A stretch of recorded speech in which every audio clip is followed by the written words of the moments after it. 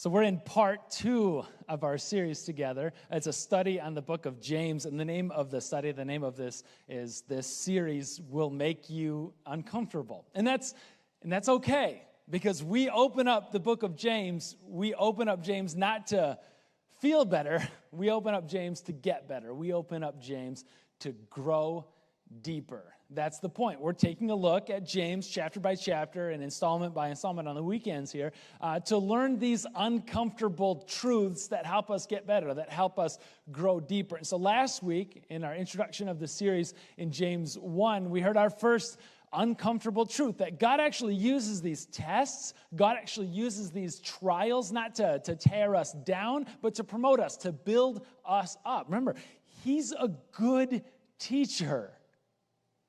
And the question is, what kind of students will each one of us be?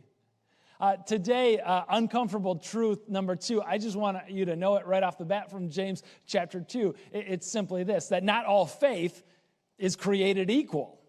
That there's some good faith and there's some not so good faith. There's this kind of faith that's capable of changing and transforming me, that there's a kind of faith that's capable of changing and transforming the world around me through me. There's a kind of good faith that can actually pull me, bring me up to the throne room of God in heaven, where I can hear those words of our Savior Jesus tell me, "Well done, good and faithful servant." And there's a kind of faith that's not so good. There's a useless kind of good-for-nothing faith that does not have the capacity to change me or transform me. It does not have the capacity to change you or change the world around you. It doesn't bring you into the throne room of God. It leaves you at the gateway outside of heaven, where you hear those words, "Get away from me. I never knew you. I never knew you. You knew things about me, but we never knew each other," Jesus says. We never knew each other because you couldn't possibly accept that you were fully and finally forgiven. You held on to your own guilt and shame. You held on to it, and you never forgave yourself. And then, as if that wasn't bad enough, is that since you didn't accept my forgiveness and you didn't forgive yourself, you didn't pass along that forgiveness to anybody else around. You kept that, and you kept hanging on to that. You brought that in every interaction that you had, every exchange that you had. It weighed you down. You couldn't accept that you were fully and finally forgiven. You couldn't accept that you were deeply loved. You couldn't wrap your mind around the fact, Jesus says, that I like you. I enjoy you. And not just like the future perfected, transformed final version of you in heaven someday, but like the here and now, the messy and the goofy version of you. I like you. And I prefer your company. I prefer my presence with you than without you. I like you, and I want to spend time with you. And every time you sat down and decided to spend time with me, it was out of a sense of obligation, not relationship, not love. It's not a good faith. It's not a faith worth hanging on to. Not all faiths are created equal. So this is what we're going to do today. We're going to ask, what's the difference? What's the difference between the bad faith that's not worth hanging on to, and what's the good faith that we ought to keep? And James helps us. James answers that question in James chapter 2. Let's go there right now. If you're watching along in our church online on our website, there's like a neat kind of built-in Bible study tool there with you. If you have a phone or other Bible, I encourage you to follow along. James 2, we're starting off in verse 14, where it says, What good is it, James says? What good is it, my brothers and sisters, if someone claims to have faith but has no deeds? Can such a faith save them? Suppose a brother or sister is without clothes and daily food. If one of you says to them, "Go in peace, keep warm, and be well fed," but does nothing about their physical needs, what good is it? In the same way, faith by itself, if it's not accompanied by action, that faith is It's dead. We're talking today about the difference between the bad kind of faith, the good kind of faith, and the difference here is action. The difference here is works. The difference here is doing something. As soon as I kind of get into like this is faith and works, faith, action, faith, doing something, there's part of us, there's a large part of us, and this is kind of where I fall into. I go immediately to like this legalism sense, like this Christianized legalist approach. And that's a mistake of the Christian faith. Historically, we've called that a heresy, this legalism thing. But what legalism does and why it's so appealing is it's like, just give me the list. Oh, James, okay, good faith has some action or has something, some kind of works attached to it. Done. Give me the list. I'll do it, whatever it is. You want me to wake up at 5 a.m., James? I'm in. I'll do it. Cross it off the list. You want me to do one of those read the Bible in a year programs? I'll do it. I'll do it every year for the rest of my life. What kind of read the Bible? You want me to do like one chapter out of 5 different sections of the Bible all year long? Done. You want me to do like this chronological thing and skip around? You want me to do like cover to cover, Genesis to Revelation, just plow right through it? I'll do it. Just give me the list. I'll check off the list and I'll be done. It sounds so appealing, but that's not the kind of works that he's talking about.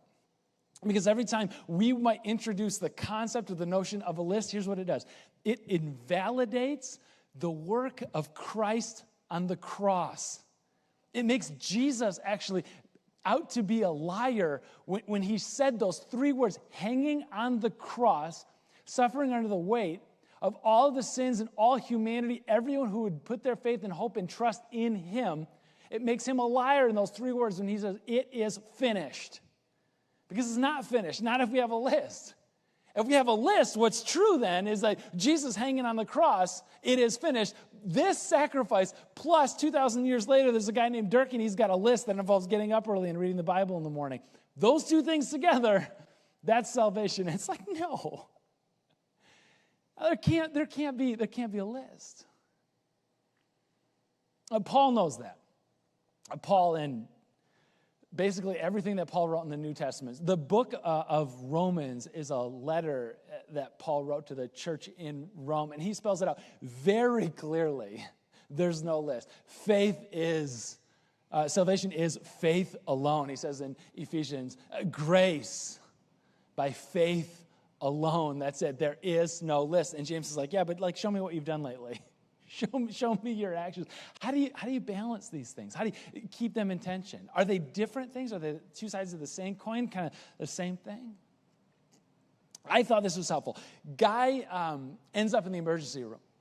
Downtown, it's it's open lobby area, and they do like the shower curtain, like paper room divider. So it's not like everybody has their own room. They have their own false sense of privacy, right? Because even though you can't see into the one room, like you can hear everything that's happening on the other side of the paper curtain next to you. So guy's sitting in the emergency room. He's waiting to be seen by some hospital staff. The doctor's making the rounds. Doctor goes into the room next door, and he's talking to the guy. Says some doctor speak. Makes no sense to any of us. That's fine, though.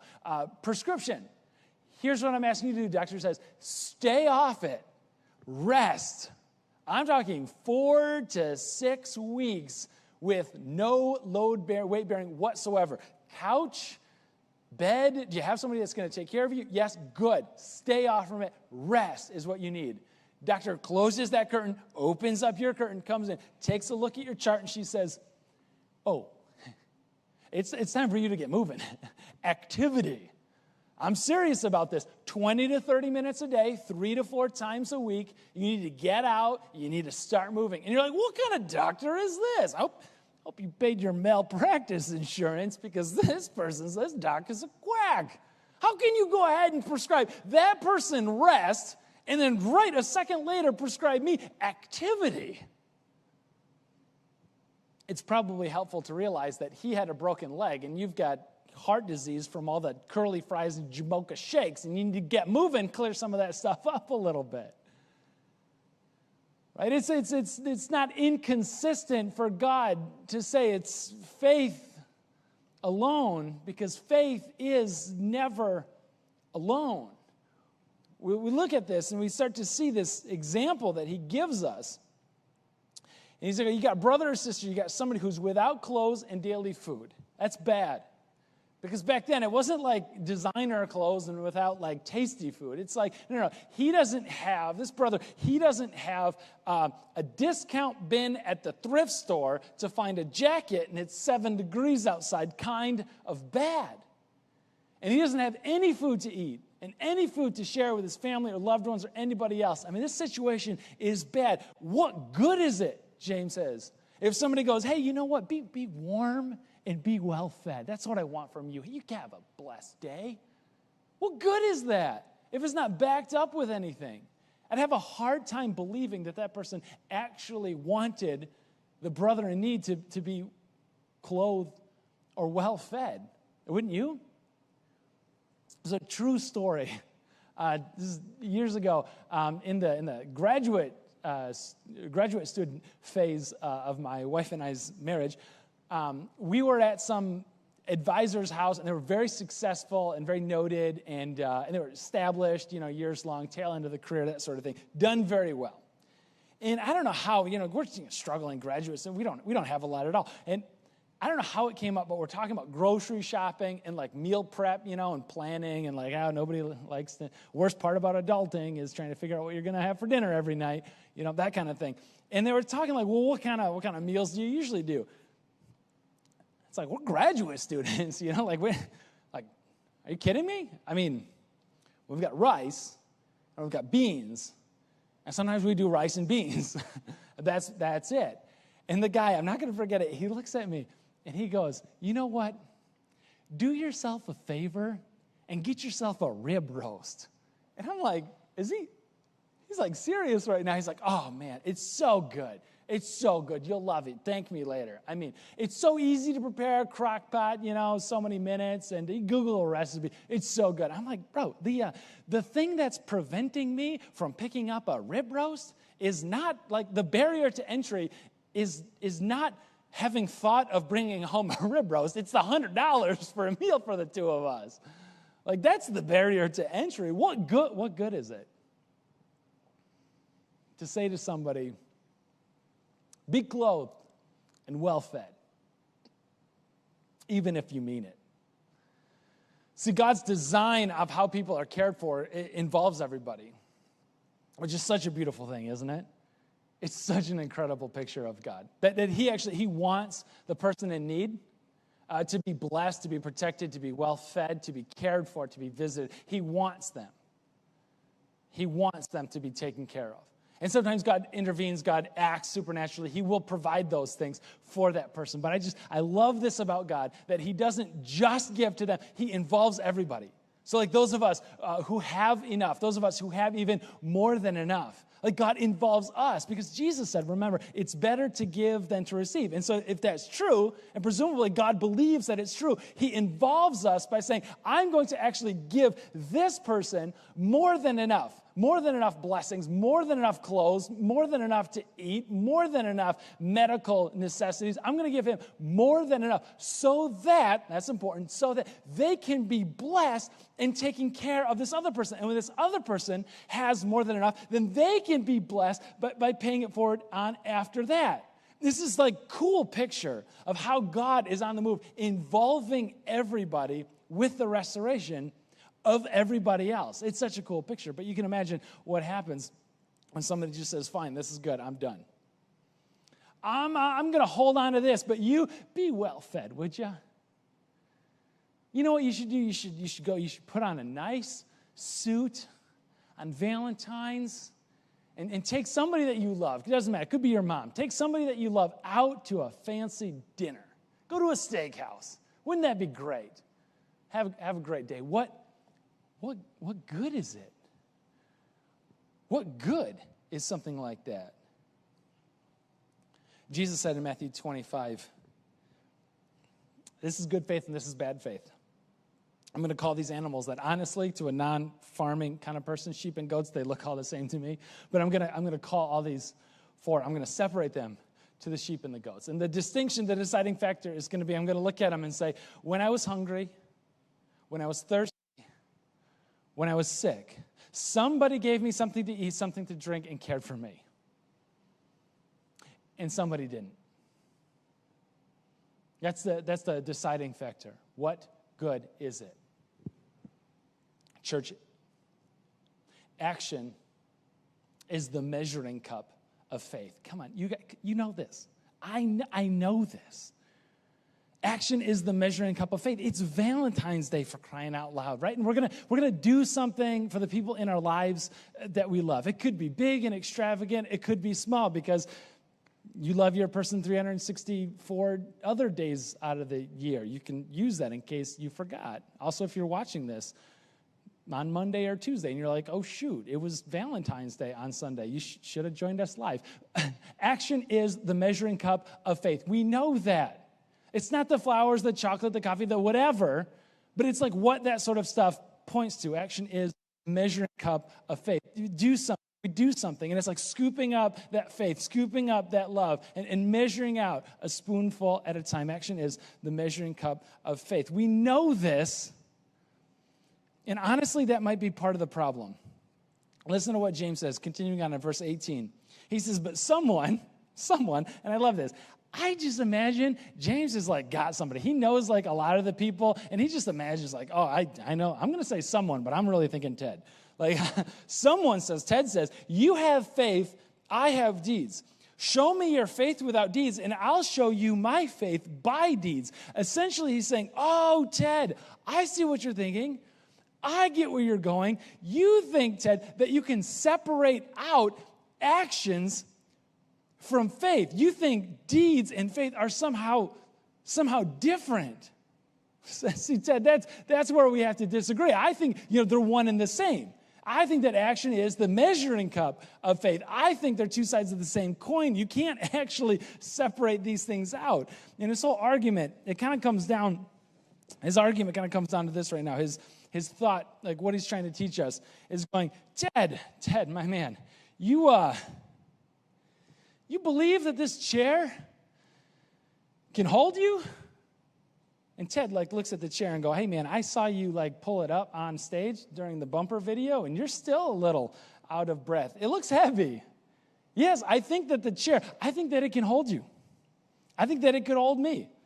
You think so? Huh? Yeah, Ted, tell me more about this chair. And Ted's going, well, I happen to know the manufacturer. I happen to know about that chair, that it's a steel chair. It's rated for 800 pounds. I am less than that. I believe that it could hold me. And James goes, why don't you go ahead and sit down in the chair? And Ted's like, I'm good. No, Ted, you know that this thing could hold you, right? You believe that it can hold you. I have faith that the chair can hold me. And James is going, then just sit down. I'd prefer to stand, James. We're going to be talking here for a little while. I've got 5 more chapters to get through. Ted, go ahead, please have a seat in the chair. And Ted's like, no thanks. I'm good. I'm not going to do it. It isn't for me.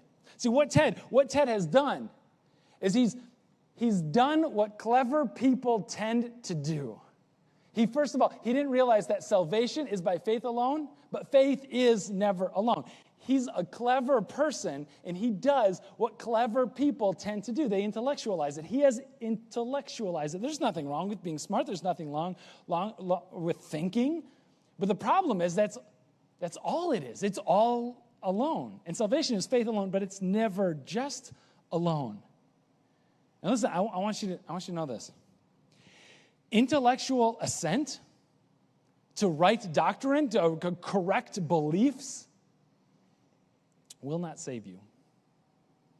Talking about the chair, knowing things, believing things even about the chair, knowing and believing that Jesus of Nazareth was an actual historical figure, and believing wholeheartedly that he was born of the Virgin Mary, conceived by the Holy Spirit, was both fully God and fully human, who lived a perfect, sinless life, who ended up giving up that life on a cross on Friday, was buried, rose from the dead on Sunday morning, and had breakfast with his close friends on the beach after that. and ascending on into heaven, where he is currently sitting at the right hand of God, the Father Almighty, is not enough to save you. I can say that. I can say that because James did. In James 2, verse 19. Oh, you believe these things? You believe that there's one God? Good. Even the demons believe that and shudder. This picture that's painted of Ted. It's a guy who is, faith is a set of intellectual beliefs that has not had the capacity to change him or transform his love. He does not bring home the love of God and translate that into the love of everybody else around him.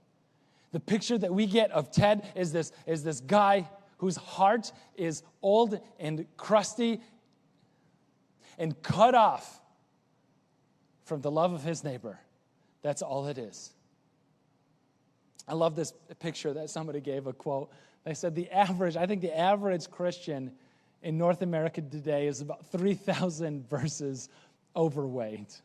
The mistake that we made, and I think this is like the critical mistake, is that we have assumed that Christian knowledge will produce Christian maturity. Like it doesn't. You can know so much about God.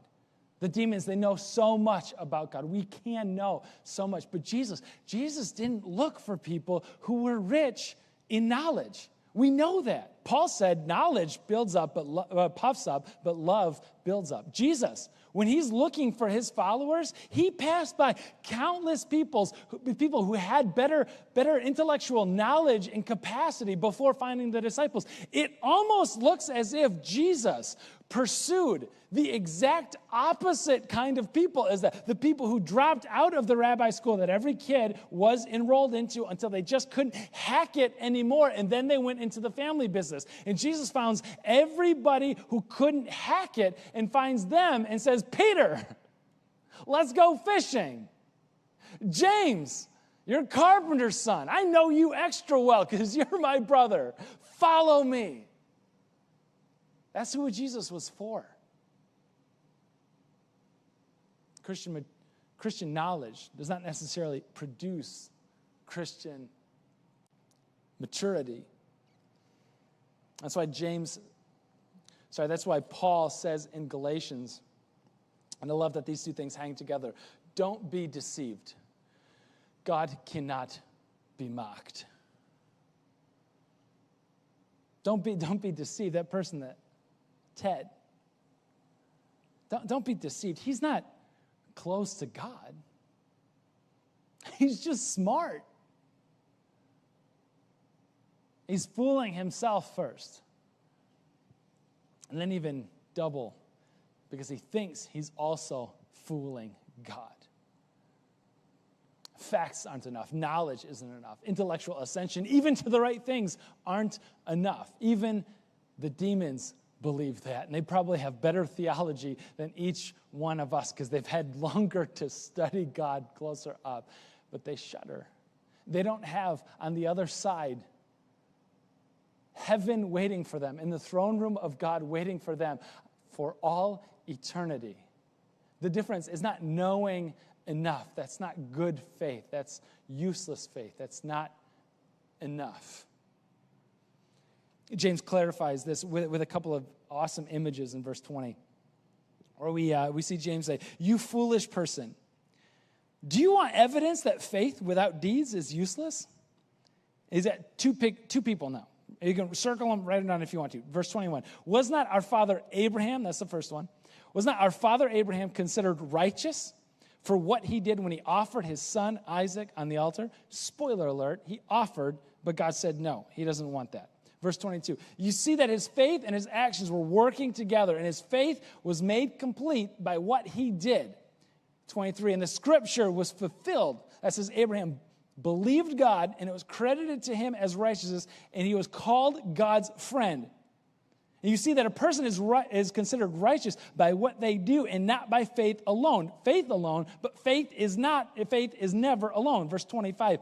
In the same way as the second person, was not even Rahab, the prostitute, considered righteous for what she did when she gave lodging to the spies and sent them off in a different direction? We've got two people. One of them is well known. One of them, Abraham, would have been well known to James. That's an easy get for him. That's low-hanging fruit. We said last week, and we stand by it, that James is probably one of the most Jewish of Jesus' early followers. That James, growing up steeped in the Jewish traditions and customs, James is the person who stayed in Jerusalem, the Jewish center of life and commerce and faith. The temple was there. James embedded himself into the life of the temple. In fact, as we heard last week, that was instrumental into his death even. James was super Jewish, and so it's not a surprise that he goes to Father Abraham and his many sons. You know that song, right? I'm not going to sing it. You're welcome. It's no surprise that he goes to Abraham and says, hey, Abraham's the father of a great nation, that your children, your descendants will be as many as the sand on the seashore and the stars in the sky. And when Abraham gets to that place, a very, very old age, he doesn't have descendants that number the stars in the sky. He's got one. And God is now saying, put him on the altar. And Abraham takes that son up on the altar, and he's ready to do it before God says, no, you have not withheld your son from me.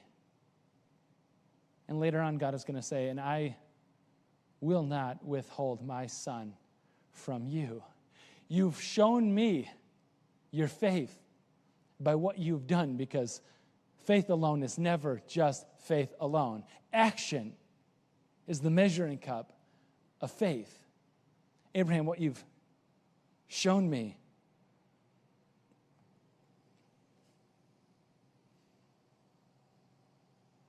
you believe. You believe. It's not surprising that he goes to Father Abraham and his many sons. It is surprising he quotes also Rahab. That was not anticipated. Rahab was not a Jewish person. She was Canaanite. Rahab was outside in every possible way. She was a woman in a time when women were very, very looked down upon. She was an outsider to the Jewish people, the Israelites, in her day. She was from Canaan, from Jericho. She's listed as part of the enemy. On top of all of that, she's called here and elsewhere as a prostitute. That's probably why there's fewer children's songs about her than Abraham. Bonus points if you can make one up. But James goes to her too and says, you know what, even Rahab, that's a surprising get. But Rahab gets included in Matthew chapter 1, gets included in the lineage, the family tree of Jesus. The two things that Abraham and Rahab had in common were the most important thing ever, is that for them, faith alone wasn't ever just faith alone. They measured up, they scooped up their affection and their love for God, one measuring cup, one spoonful at a time, and called it action. What Abraham did and what Rahab also did is sit down in the chair, Ted. That's what I'm asking you to do. Something. Show me anything. There isn't a list, but come on. If there's nothing else to it, is there anything to it?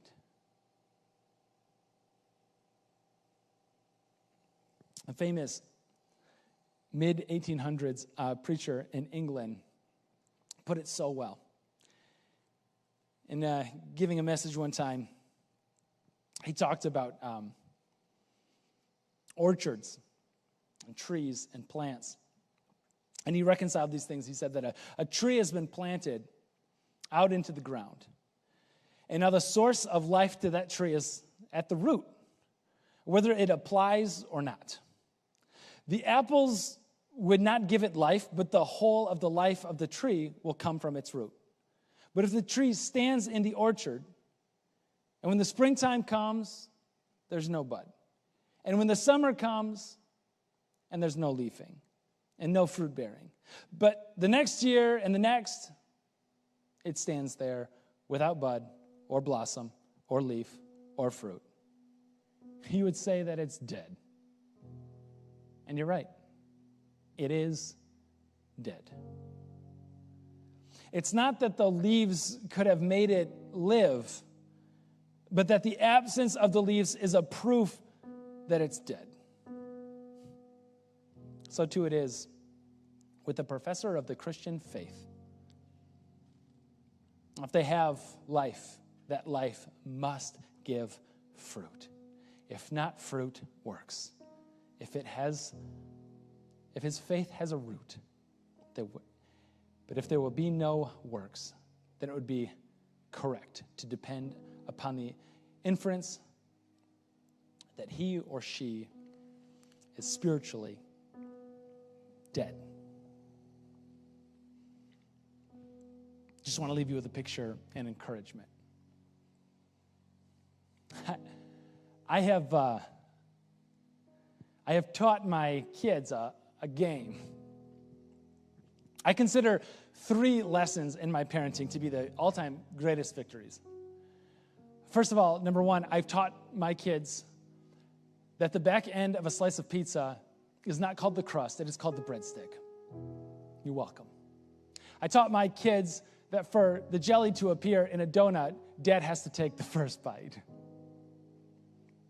And I taught my kids a game that when we are playing at home and we make a mess of the place, mom's at a meeting, running errands, something, and we just make an absolute wreck of the place. I mean, you would believe from just looking at it that we were all raised in a barn. And with the addition of the bunny that I mentioned last week, sometimes it kind of smells like it. I taught them a game. App on my phone tells me that mom is 10 minutes out. And so the game is that we do a cleaning frenzy to pick up as much stuff as we possibly can. I mean, it is like a tornado. We're shoving stuff in bins, moving it to the closet, putting stuff in rooms, under covers, whatever. It doesn't matter. Just for the moment.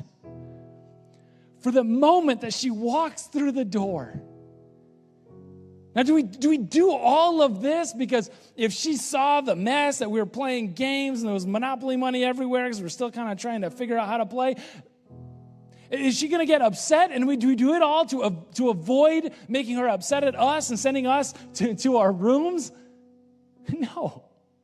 Do we do all of this because somehow we think that as a result of this 10 minutes of frenzied labor that she's going to somehow love us more? I assure you that if love was on the line, we would be doing a far better job with all of this. Now, there's nothing we could do with our actions and with our work that would make her love us any more or any less. There's nothing we could do with our actions that could make God love us any more or any less. It's just for that moment. As she walks in the door, sees a clean house, and smiles. This is my encouragement to you, church. This week, spend the time that you have between right now and when your Lord again comes through that door, feeding and clothing and taking care of and visiting every last one. Not out of obligation, not because somehow it'll make God love you more, but because it'll put a smile on his faith. And the fruit of your action will put a smile on yours. Let me pray for you. Our gracious God in heaven, in these holy moments, we pray for opportunities. Because it's the opportunity to care for somebody else, the opportunity to express love to somebody else. It's such a gift. Even if it costs something, God, it's a gift. It's a gift from you. God, this week when we're tempted to intellectualize our faith or to suppress the action of our faith, give us that picture that action is the measuring cup of faith. That faith alone is never faith all alone. Thank you for James, and thank you for his uncomfortable wisdom. As this takes root in our hearts, in our lives, in our communities, God, nothing short of revival is possible. And that starts right here. That starts in these next few moments. Jesus, with all of our hearts, amen.